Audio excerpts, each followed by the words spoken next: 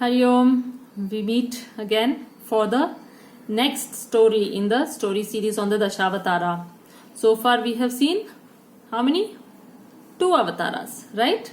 2 avatars of Lord Vishnu. So Lord Vishnu had to come once as a fish and the second time as a tortoise, right? So we saw the Matsya Avatara and the Kurma Avatara. So today we will see what the next avatara is. And as always, we'll start with the chanting of Dashavatara Stotram. Alright. So up to the next avatara, we will chant together. It's not lead and follow. Only for the new avatara, the verse for the new avatara, we will do a lead and follow. Alright. Okay. Shall we start? नामस्मरणादन्योपायं नहि पश्यामो भवतरणे राम हरे कृष्ण हरे तव नाम वदामि सदा नृहरे वेदोद्धार विचारमते सोमकदानव संहरणे मीनाकार शरीर नमो हरिभक्तं ते परिपालय माम् मन्थानाचलधारण हेतु देवासुरपरिपालन भोः कूर्माकार शरीर नमो हरिभक्तं ते परिपालय माम् भूचोरकहर पुण्यदमूर्ते भूचोरकहर पुण्यदमूर्ते क्रोधोद्धृतभूतेश हरे क्रोधोद्धृतभूतेश हरे क्रोधाकार शरीर नमो क्रोधाकार शरीर नमो हरिभक्तं ते परिपालय माम् हरिभक्तं ते परिपालय माम्. Okay, so this avatara, Krodhakara. Krodha is also Varaha. I think the word Varaha is more familiar to you all. Varaha means boar in Sanskrit. Now, why did Bhagwan have to come in the form of a boar, we would wonder, isn't it? Well, we also know that Bhagwan comes with the purpose. And the purpose is always to punish the bad and to safeguard the good. This is the sole purpose, upholding dharma, where the good are always protected. Why? Because they follow dharma. Okay, so with this purpose in mind, Bhagwan came as Varaha, the boar. Let us see why he had to come in the form of a boar. Now there are 2 parts to this story. Okay, so we will do it 2 parts, but you will see how they both come together. Now it so happened once that it was time for the next round of creation to happen. And at that time, Lord Brahma, the creator of this universe, he called Swayambhuva Manu and Shatarupa, the first man and woman for that cycle. And he said, you go down to earth and start procreation, start this race for the creation to begin. He was asking them to go down. But Swayambhuva Manu said, but father, you know what has happened to Mother Earth, isn't it? She is way below down in the ocean. How will we go to earth? Doesn't she have to be rescued first? Then Brahma was wondering. He was sitting like this, like, what do I do? What do I do? And at that time, it so happened when Brahma was exhaling, and putting the air out through his nostril, one tiny boar fell out. A Varaha came out of Brahma's nose. And this boar grew. It grew to a huge size. And this boar had to go down into the ocean to pick up Mother Earth. Now you see why boar? The boar has a long snout, isn't it? And it's got the tusks. So Mother Earth could easily be scooped out from under the ocean and brought up. Now it was not just this much. There is one more part to the story. Now let the story be. Okay, we'll start with the other side of the story. Now, once in Vaikuntha, even before this whole thing could happen, in Vaikuntha, the four Manasaputras of Lord Brahma, they are called the Sanat Kumaras. Okay, there is a speciality to the Sanat Kumaras. They look like small kids. It's like they never grew up, but they are extremely wise and learned and highly devoted to Bhagwan. And these four brothers are Sanaka, Sanandana, Sanatana, and Sanat Kumara. These were the four Manasaputras of Lord Brahma. Now, once they felt that they should go and visit Lord Vishnu in Vaikuntha. So they came to Vaikuntha. They were at the gates of Vaikuntha and there were guards standing. And you know who the guards are? Jaya and Vijaya. You would have noticed even in the temples there will be one Jaya and one Vijaya just outside the altar. Okay.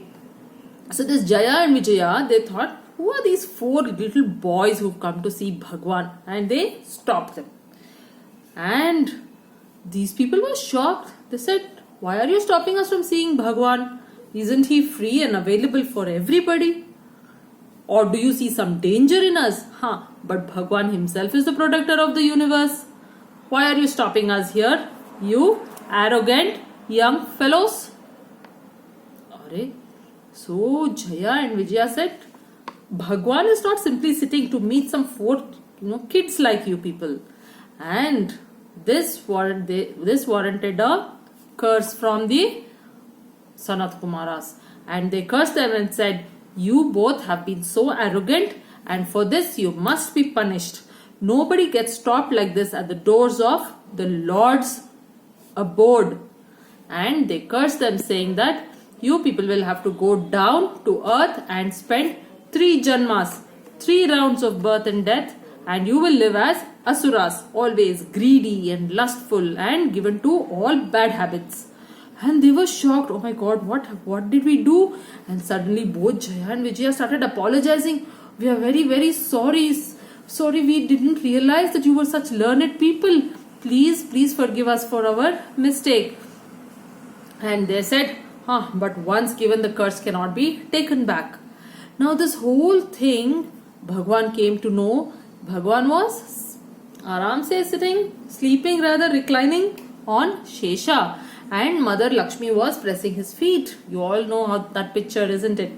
And Bhagwan realized, these two fellows have made a blunder and I better go to that scene right away. And so Bhagwan appeared at the gates of Vaikuntha and he profusely apologized to the Manasaputras and said, oh great sages, you are such learned people and I apologize that these two young boys here could not recognize who you were, and in their arrogance they have done what they have done, and it rightly so you have cursed them. Then when the Sanat Kumaras saw Bhagwan there, they bowed down and said, oh Lord, we must apologize. We being learned should not have given to anger like this, and it was wrong of us to curse them, and we would like to take back the curse. Bhagwan said, curse once given, you cannot take it back, and I am responsible for these two. So since you have given them a curse of going down for 3 janmas, I will also be there. And all of them were so shocked. Jaya Vijaya really fell at the feet of Bhagwan and said, Lord, we are very sorry that this has happened.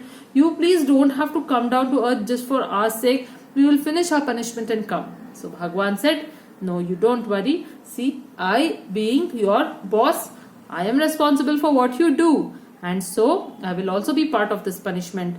And he said, you don't worry. You take the birth down there. I will come and liberate you and you can come back to Vaikuntha. And you will be blessed souls on the earth finally. Alright, so what was done was done. You cannot undo it. And 3 janmas, right? Jaya and Vijaya. So the first janma was as Hiranyaksha and Hiranyakashipu. And they were the sons of Kashyapa and Diti. Alright, so the first janma happened in the house of sage Kashyapa and mother Diti. Okay, and mother Diti is the mother of all asuras. And these two, the Jaya and Vijaya, were born as Hiranyaksha and Hiranyakashipu. They were born to Kashyapa and Diti. Alright. So now Hiranyaksha was born, and Hiranyaksha was a very troublesome young boy who was always very arrogant and plundering and looting people, and he was always very arrogant, saying that whom are you worshipping? Any worship should come to me.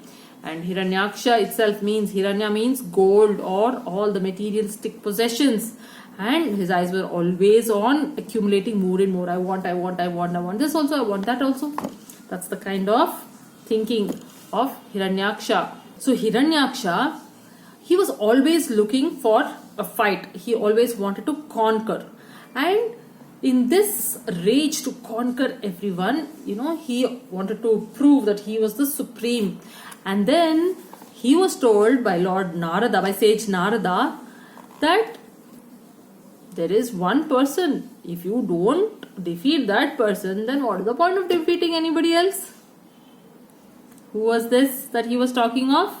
Narayana. He was talking of Lord Vishnu. And he told Hiranyaksha, if you cannot fight and defeat Lord Vishnu, then what is the point of your other victories? Now Hiranyaksha had set his mind. He said, somehow I have to find where this Vishnu is, and I have to fight him. Alright, now where was Bhagwan Vishnu? Bhagwan Vishnu had come as a boar through Lord Brahma's nostril, isn't it?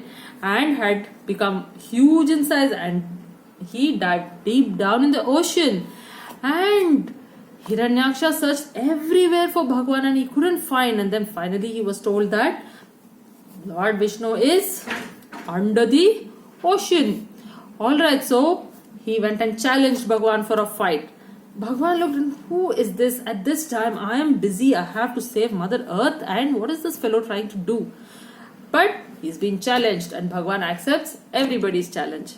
And so the fight began between Hiranyaksha and Lord Vishnu. Now Hiranyaksha was not an ordinary asura. He was extremely powerful and he wouldn't give up. He was determined to fight and win Lord Vishnu. So the fight went on and on. This astra, that shastra, and Bhagwan, very easy. He has his Shankha, he has his Chakra, he has his Gada. Okay, Shankha and Padma, of course, not useful here. But with a Gada and Chakra, there was no problem. He fought, but he also had to fight quite a bit, because Hiranyaksha wouldn't give up. He put up quite a big fight. And this went on and on and on. And Bhagwan said, oh, this is going for too long. I better finish it once and for all, because Mother Earth has to be rescued. That is the primary purpose right now. And so he took his chakra and he released it, and there Hiranyaksha was destroyed. And then Bhagwan went deep down, and with his tusk and the snout supporting Mother Earth, he scooped her like this, brought her out and placed her on the surface. And that's how Mother Earth was rescued. And Bhagwan had given mukti or liberation to one avatara of one of them out of the 3 sets that they had to take birth as here on earth. And so Hiranyaksha now went back to Vaikuntha as Jaya. Alright, so this is how Hiranyaksha, that is Jaya born as Hiranyaksha, returned. Now the next is for his brother, isn't it? Hiranyakashipu, who was none other than Vijaya, who was born to Mother Diti. And what happens to Hiranyaksha? How does Bhagwan come? We will see in another story. I'm sure you would all remember what that story is about. Anyway, we will do it later as in the order of the Dashavatara Stotram. Alright, so here ends the Varaha Avatara story, also called Krodha Avatara or Krodha Akara. Bhagwan came in the form of a Krodha or a boar. Alright, we will end the session with the chanting of Dashavatara Stotram. नामस्मरणादन्योपायं नहि पश्यामो भवतरणे राम हरे तव नाम वदामि सदा नृहरे वेदोद्धार विचारमते सोमकदानव संहरणे मीनाकार शरीर नमो हरिभक्तं ते परिपालय माम् मन्थानाचलधारण हेतु देवासुर परिपालन भोः कूर्माकार शरीर नमो हरिभक्तं ते परिपालय माम् भूचोरकहर पुण्यदमूर्ते भूचोरकहर पुण्यदमूर्ते क्रोढोद्धृतभूतेश हरे क्रोढोद्धृतभूतेश हरे क्रोढाकार शरीर नमो क्रोढाकार शरीर नमो हरिभक्तं ते परिपालय माम् हरिभक्तं ते परिपालय माम्. Until we meet again for the next avatara, Hari Om.